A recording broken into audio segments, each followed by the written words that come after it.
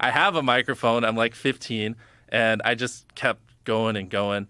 Trying to figure out like what are some of like the hot spots. Like, essentially, up until 18, I had been doing YouTube pretty religiously, but I was making no money. Like, this is kind of the turning point was when I graduated from high school. And my whole life, I was like, I want to be making enough money by the time I graduated to do this full time. And I wasn't. I was still only making a couple $100 a month. So I graduated high school, and my mom was like, either move out or go to a community college. And I didn't have enough money to move out, but I hated school with a passion.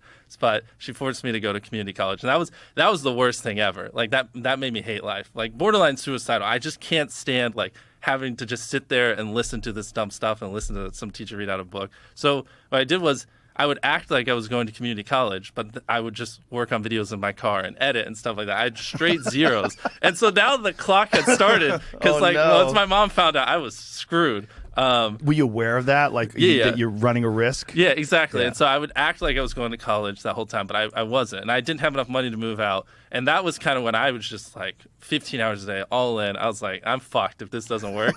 And I had some videos pop off. I couldn't tell you which ones, but I had a month where I made 20 grand because I just had some videos just do really, really well. And then I came home and I was like, I haven't been going to college, and I moved out the next day. My mom almost had a heart attack because she doesn't understand YouTube or anything back then, and she was like, man, this guy's gonna work at McDonald's. I wasted all this time. Like I invested 18 years, and this is what I get. Where were you living? What part of the country? North Carolina. That's where I've lived almost my whole life. And so, how does she feel now?